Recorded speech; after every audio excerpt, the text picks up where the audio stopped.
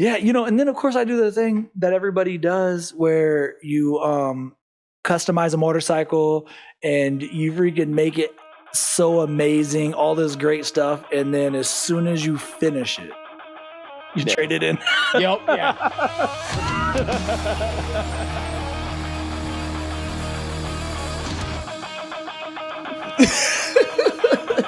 Episode 2, 5 minutes after we just shot that other episode.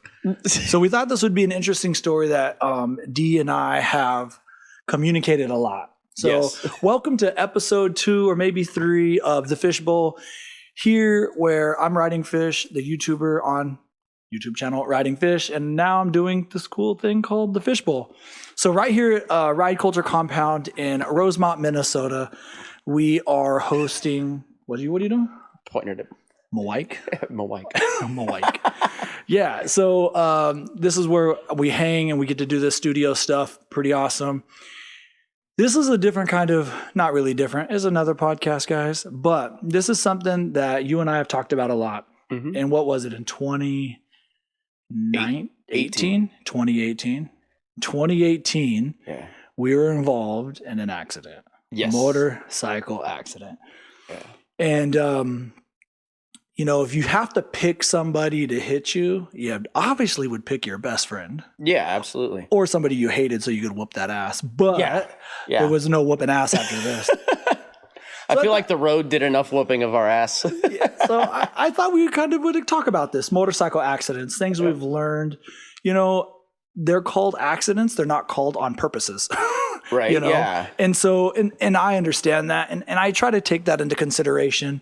Neither one of us are really doing anything poor or bad, but correct.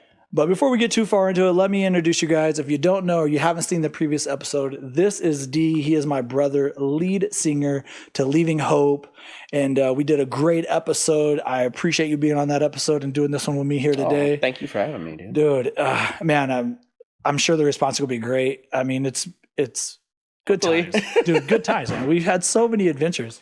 We've talked about it, in the other episodes, some of our adventures and cool shit that we've done. And now here we are going to talk about something. Life happens. Yes. That stupid ass saying, it's not when it's not if, it's when. Yeah, it's not if you go down, it's when you go down. Yeah, that shit is stupid. I also don't believe that's always truth, but in our case it was. So yeah, part of me was like, that can't be true for everybody. And I've known plenty of guys who've been riding 50 years and never so much as spilled their bike on the driveway, and then there's people like me, and I've wrecked and dumped my bike more times than I care to admit. Yeah. Listen, it happens, and I think our situation, I think we'll just do a quick wrap. I think the night before we watched a stunt show. Do you remember that? Yeah. And we were that night. So Dee does not hooligan ride. No.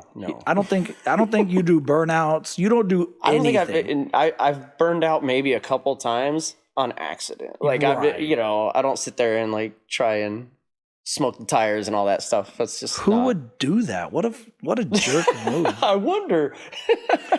But real talk, guys. So I think the night before we just ran out of luck, but I also believe in things happen for a reason. Yep. We may not know the reason, and we may never know the reason. But this one kind of sucked. It did feel like it sucked. So. Oh, it did, absolutely. So do you want to tell the story? You want me to? Should we tell like I'll tell my story and then you tell yours and tell me where I got it wrong? Okay. Yeah. Right, so this is what we're doing. So we're going through South Dakota on our way home from Sturgis. And we were getting a late start and everybody was out of gas. And apparently not everywhere in South Dakota has 91. So we had stopped at 2 or 3 other gas stations. On the way, we are now, just so everybody knows, we're heading east from Sturgis. We're on I-90. We're just pounding pavement. That's their goal for the day. Get home. I think we got to Kimball is where something like White Lake or White Earth or White Lake. White Lake was the next. It was either White Lake or Kimball. It was one of those two. By the way, it's fair to say this was the first time we were ever in the newspaper together. Yeah, that is true because you've been in a newspaper and I've been in a newspaper, but we had never been in together until this moment. Maybe that's what it was meant to be, right? Yeah. So we finally get to this White Lake, South Dakota. We exit off. There's a giant sign. We have premium. And we're coming up to this first gas station. And I look, and there's a crap ton of bikers. Yeah. Okay. And I look, and I then notice that there is another gas station up the road on the left. Mm-hmm. Okay. This is God's honest truth. So as I'm looking forward, I can vision it. I remember thinking, well, why would all these bikers be here dealing with a gravel parking lot and not just go to the next gas station? And I'm like, because they probably don't have premium. I remember putting my blinker on and moving over. Wasn't going fast because I'm entering a gravel road. Yeah. Right around this moment, as I'm leading a pack of 6 or 7, I hear skid mark, like, yeah. And I can't remember. I know I look right. I don't remember if I actually seen anything or not, but I get hit, and next thing I know, I'm flying through the air, and I'm like, "Don't put your arms down." I remember thinking this, like slow motion at this moment. Yeah. I wish I could have did a front flip and just like landed like freaking, like in the movies and got them walked off. Like, yeah, I'm just gangster. Like, yeah, no. Instead, I was like, well, I can't do a front flip.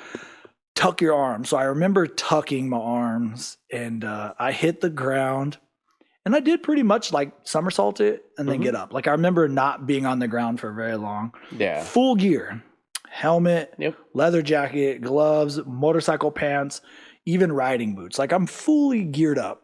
Yep. I jump up, and not trying to be an asshole, but you were just like, I'm sorry. I'm like, get the fuck up. Right? I mean, I don't know what all you remember. Yeah. This was years ago now, but I was just like, get up. Like, I don't know why I'm like a kid. I'm like, just get up, man. I'm like looking around like sure nobody's seen you, right? Yeah. And, anyway, you get up a couple seconds later, and we just jump up, and I end up having a dislocated shoulder. It doesn't really matter.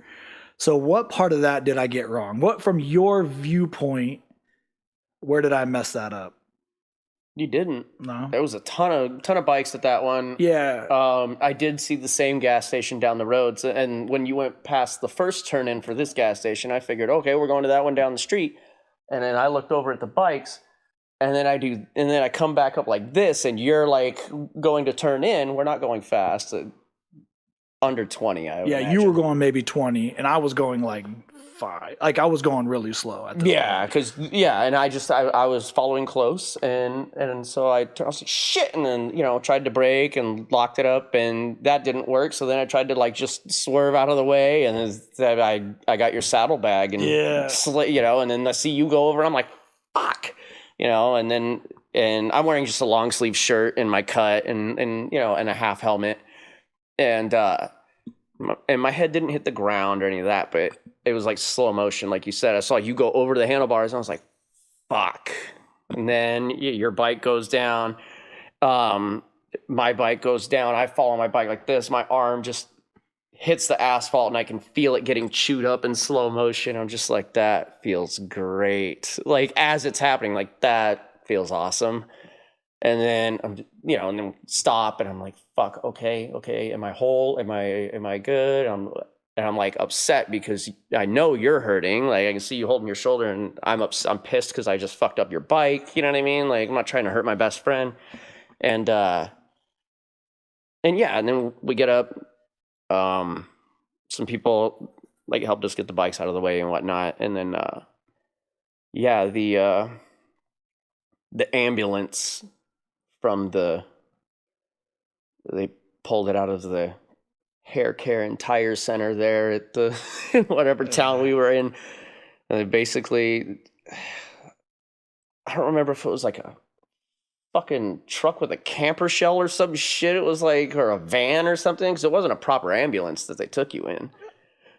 I thought it was. I don't remember, but it was not. Like we were like, we're gonna let these guys take him? Really? Like the one dude's in overalls. What is happening right now? Like what the fuck is going on here? Like they weren't met. Like there was no EMT on site. There wasn't like you would picture paramedics and an ambulance. There was like just a couple of guys in overalls with like a truck, and they were like, "Come on, we'll get him to the hospital." And then away you guys, we were just like, "What the fuck?" Like, I think it was a little better than that, but they were all volunteers. I remember. So they were volunteers. So one thing I thought, so our boy Fernandez saved me on this one.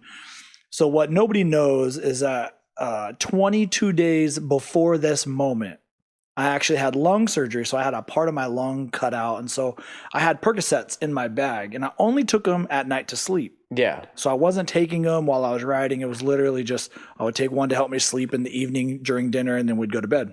Yeah. So it wasn't any like a thing. I remember Fernandez walking up, and I didn't even take him every night. Anyway, regardless. Yeah. So Fernandez walks up to me and he goes, "Hey, do you still have any Percocets?" And at this point, we are waiting for the ambulance to show. My shoulder, is completely divoted in. It was weird. I had the jacket off and helmet off by this point. Yeah. And he says, "Do you want a Percocet?" And I was like, "No, I want two."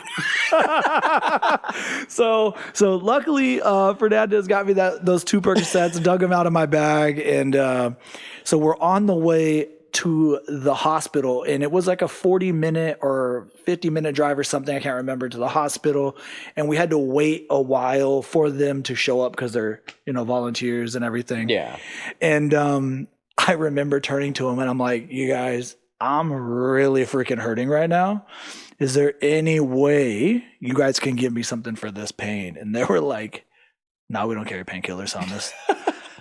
Dude, I mean, listen, I get it. I was so thankful because I don't know, it would have sucked to not have anything in my system. Yeah. They helped me once I got to the hospital. The care was great. Everything was awesome. But anyway, I just remember being like, "No, two." It was so, Fernandez, thank you. Save me on that one. All right. And then after that, we called a buddy and called the wife, and they came down and picked us up, and we still went out to dinner that night. Actually went to a steakhouse. We're like, "Hey, we got to end this night better than we started the day." Right. So we went to the steakhouse, and it was funny because I couldn't use my right arm and you were struggling to use your left arm. And we were saying, well, thank God we got each other. Both of our arms were. I think we took that picture at that place too. When you got back, when we were putting the bikes on the trailer to leave, like you were in a sling on one arm. I think I had a sling on the other arm. Like so, we just posed our crippled arms together and flexed with our good ones. Yeah, shit happens, and it could have been a lot worse. This was like best case scenario. I will say, shout out to Icon. I had an Icon jacket. Well, you would think the jacket would have helped the shoulder, but it didn't. But I was told later that I rode the slide.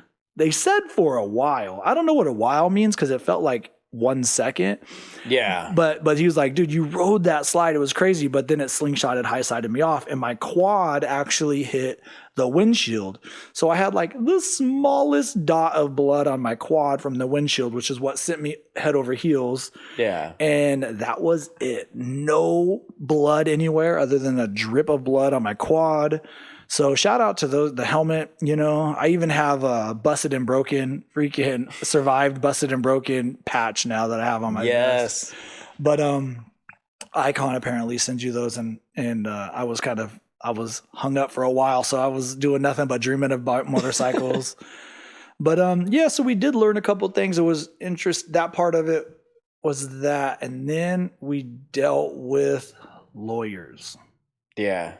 Kind of. And insurance companies, actually, mostly at first. God, yeah. I remember the very next day. So this happened on whatever day, Monday morning. I got a call from your insurance company. And they were like, for Fish, whatever they call me, they're like, "Fish, we're going to take care of you, da da da da da." And I'm so freaking naive that I was like, "Oh man, you guys are the best, And I was like, "All right, cool." So I called my insurance company. My insurance company is like, "Oh, you need this and that, and we got the helmet coming for you. We'll get you a check, blah, blah, blah. We'll get your bike looked at." So then my bike was getting quoted out, and everything seemed great. And then it came time to actually getting the real help. Yeah. Like I was unemployed for a while. Yep. And I mean, I'm so fortunate that like my wife worked really hard, kept us afloat. But there was like a moment where I remember being like, I'm going to start losing my shit. because I don't have the income. I'm not getting any support, Yeah. whatever. And I had some stuff set up. So I was getting a little bit, but it was beyond my means. It wasn't enough to cover my means, Yeah. And the reason why this is a big story of mine, this is one reason why at the beginning of this video and the beginning of most of my videos, I've been starting to work with law tigers. Yep. And law tigers in Minnesota specifically because they're my regional guys, but I've met a lot of law tigers people, the lawyers, the representatives from around the states. And the reason why I'm talking about this is as they sponsor me and they support me, but the reason why it means a lot to put them in my videos is because I didn't have the correct representation. You didn't have the correct representation. There was a moment where my lawyer at the time, it took a while for me to get a lawyer, but then when my lawyer at the time calls me to tell you that you need to call your insurance, I'm like, dude, we have attorneys for this. But of course, knowing nothing of the sort, I'm calling you, you're calling them, and I'm just like, we're going to have to sue your friend. Like all this crazy, way more stressful than it could have been, And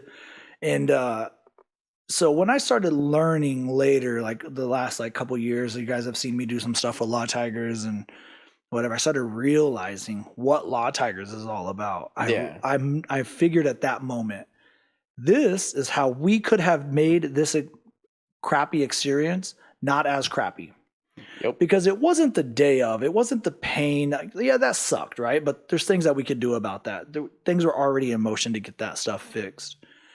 And that's where we messed up, is the whole attorney thing. Yep. So what I learned is if you're ever in a motorcycle accident or one of your loved ones is in a motorcycle accident, before you even call your insurance company, you got to call 1-800-LAW-TIGERS. Yep. The reason why they are special is that those people at Law Tigers, to be an attorney for them, you have to be a writer. So an example of that is right here in Minnesota. The lead attorney for Law Tigers Minnesota, his name is Jeremy. I've literally shared the road with him. Yeah. So there's nothing about getting representation from a fellow rider, because who knows what it's like to ride, go without riding, all the things that did like a fellow rider. Yeah, absolutely. I mean, dude, you were like an attorney for a while. I literally, it was so crazy. I was like, my lawyer wants me to call you and you tell your, do you remember that conversation? I remember all kinds of conversations. Dude, it was so wicked, man. It's just always some new rigmarole, and then my insurance company dicking you around so much. I was just like, dude, what the hell? So what did I have? State Farm? Yeah. Is that what I had? Yeah. But it doesn't matter who it is. Like every insurance company, their goal is probably to save the insurance company money, pay right? out as little as possible. Right. And if you have the correct representation, they're not about just, I called one lawyer, this is just a thing, and I told him our story, right? Because we started you and I were realizing, hey, there's going to be issues. Yeah. So I call a lawyer and he tells me, so this is your friend? I'm like, yes, this is like my brother. And he tells me, you need to call your brother and ask him what his coverage is before I take this. And like a dumbass, I did, right? I didn't even go with that lawyer, by the way.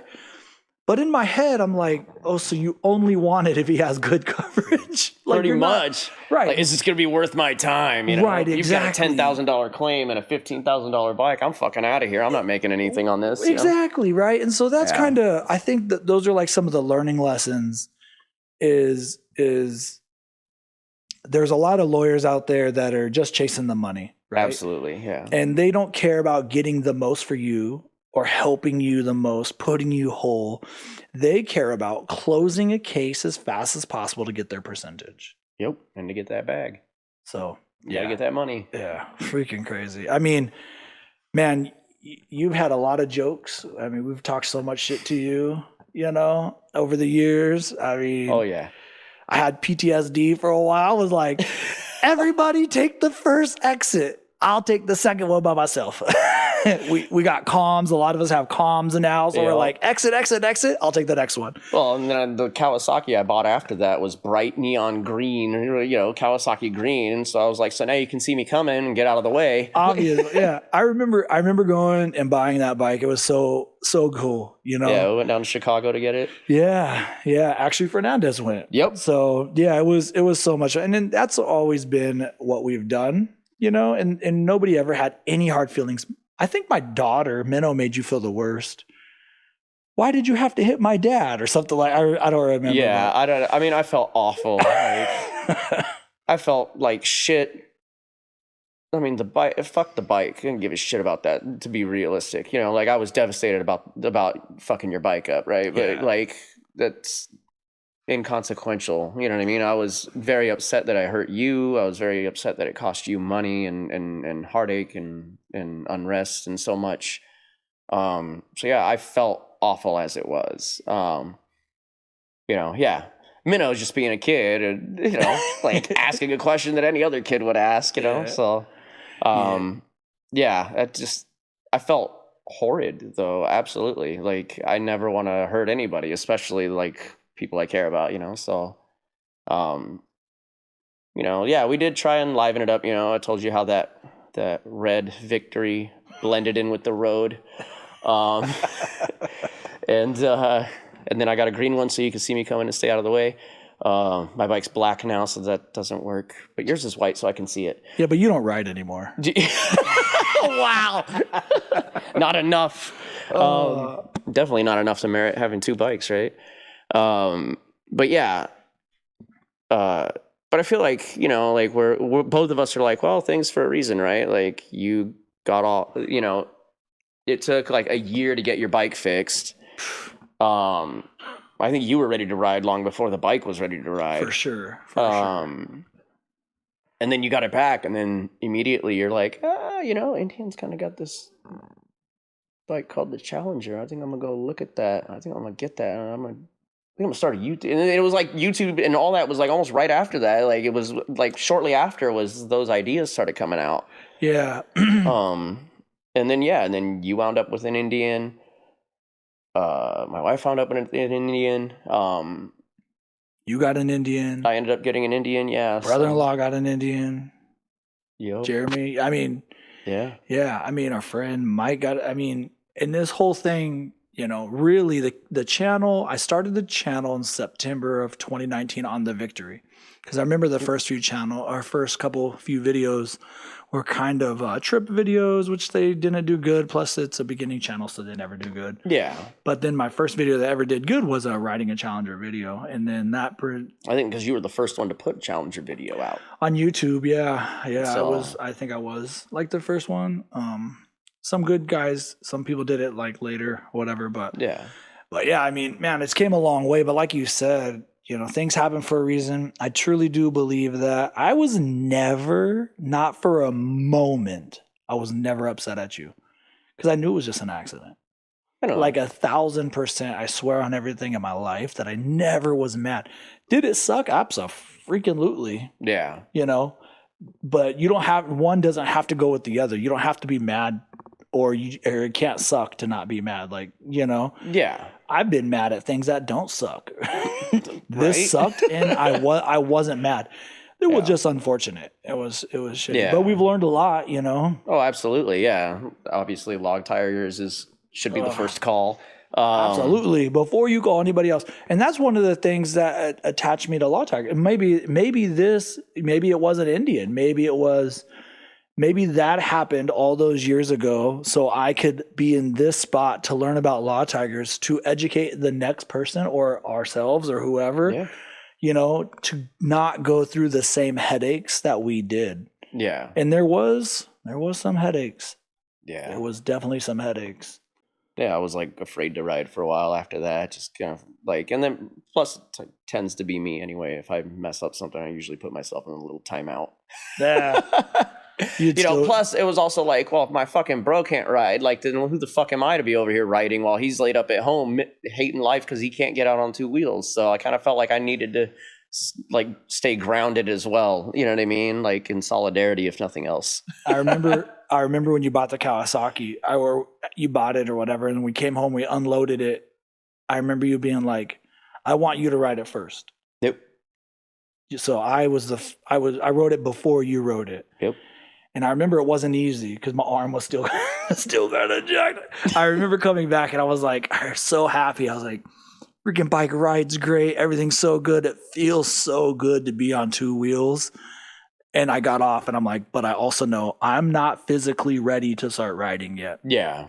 And yeah, that was kind of an eye-opening experience for me. It slowed me down. My bike wasn't freaking done for months after that regardless anyway. Yeah. But yeah, and then of course I do the thing that everybody does where you customize a motorcycle and you freaking make it so amazing, all this great stuff, and then as soon as you finish it, you trade it in. Yep. Yeah. Nothing like getting a new set of tires, turning around at the dealership and be like, well, now I got a new set of tires. I might as well get a new bike. Yep. Basically, that's what happened. But so hopefully that experience from all those years ago helps somebody here watching this podcast or video. And you can make a crappy situation a little bit less crappy. Absolutely. Yeah. It's all about, your mindset and how you just approach it and how you process it, really. I mean, anybody would have been you'd have been well within your rights to be fucking furious at me, stupid asshole, fuck my bike up, right? But oh no, you were a stupid asshole. I mean, I know that, right? Like I was like, Big Gabe, I said, didn't me and you just pay for his freaking extra riding class? Yeah, that shit didn't work. We need to put him in advanced riders because the intermediate wasn't good enough. Yeah, pretty much. No, but it is what it is. But I think just going forward next time, one thing is my wife had my back. You guys, our circle of friends, our family around us, they all had my back. It just would have been nice if I'd have had somebody that knew how to deal with these stupid ass insurance companies. And my insurance company wasn't horrible, per se, but they also weren't jumping at in the front of the line to try to be helpful either. Yeah, and I think that's kind of that's probably true from virtually all insurance. I mean, they happily bought me a new helmet before my shoulder was fixed, Yeah. But anyway, I just wanted to do this. And by the way, I do want to tell you, I appreciate you. We've talked about doing this for a couple years. Yeah. We thought it could be interesting content, but we didn't know how we were going to do it. Yep. And so until earlier this year, we were talking about it and we were just like, you know what? The reason why we need to do it is because now you've got to meet some of the Law Tiger people. Yep. And I think you as well have learned that would have been way better. If absolutely. We would have done this. It'd have been better for both of us. And it saved a lot of stress, probably a lot of time. Yeah. Maybe time, right? I don't know. It would have saved us a lot of hassle for sure. Yeah. Absolutely. And made the headaches considerably smaller. Yeah. It would have been just one less thing to bear at the time of when shit sucks. Yeah. It's just a little less crappy. Yep. So anyway, this is a short one, unless you got anything else. No, I mean, like I said, I think that thing put us on the right path. You know what I mean? Like to where we're at today. Yeah. I definitely think it had something to do with it. Absolutely. Because I remember being up in the hospital, right? True talk. I was in the hospital and I thought my bike was done, by the way. I had already found an Indian chieftain, which, by the way, I'm much more a Challenger guy, but I didn't realize it at the time. Yeah. Because I didn't even know Indians before this. And so I'm in the ER. They're getting ready to put my shoulder back in place. And I already found my next bike. Okay. I'm like, hey, I know that this is my next bike. And it was a video I'll never forget. It was a commercial that Indian put out. And it was like two chieftains and they just got big bore kits. And so they pop a wheelie and they're doing burnouts and all this like crazy stuff. That's awesome. And I remember being like, oh, that is what I want right there. And then I fixed the Victory, which the Victory is a great bike. But yeah, it's funny how, that seed was probably put that day that I was going to look at Indian motorcycles. Yeah. And then I heard from a couple people like, we got to get you on one. And you know, like my grandpa used to ride an Indian, and my mom and her siblings rode them. And, you know, so I would be a third generation Indian rider if I got one. And I was like, well, you know, when I find an Indian motorcycle that I like, that I connect with, like, then I'll be an Indian guy. Like, I'll buy it for sure. And then I remember you're like, oh, come out to the demo days. And I came out and I rode like a 2020 Springfield Dark Horse. And I was like, what is this sexy piece of equipment here? And then, yeah, and I went and rode it, and I got off the bike, and I was like, oh my God. And I just took a picture and I texted it to my wife, and I was like, I need this. And she was like, do you like your bike? I was like, I love this bike. She's like, well, what about your bike? I go, well, I like my bike. Yep. And then I spent the next couple months trying to find what I wanted, and I finally had to go down to Pensacola, Florida to get it. Yeah. But yeah, and that was, of course, we had to put that off a week because we got COVID. Oh yeah, that's right. Yeah, it was. I think a lot came from that accident. You know, if it was plant seeding. By the way, I'm just gonna, before we wrap this 100%, we've probably rode a few thousand miles next to each other since then. Yes. With no incidents. Yeah. So yeah, it's probably nice that my bike is white now and stands out, but yeah, doesn't blend in so much with the roads. The radio's loud. Yeah, the radio's definitely loud. Holy smokes. I have my radio full blast and I can hear his, and he's, you know, up ahead of me a ways. Yeah, we're gonna have to get some Davison audio on your bike. Yeah, we really do. So yeah, on both of them. Oh, true. That is true. We can do it because you even have locations already built out in the Chieftain because it's an elite. Yep. Or no, mine's not an elite. No, Chieftain cases. Case is an elite. Yeah. Yeah. So it has already saddlebag speakers and stuff. I'm talking about my Chief. Oh, snoo. That's right.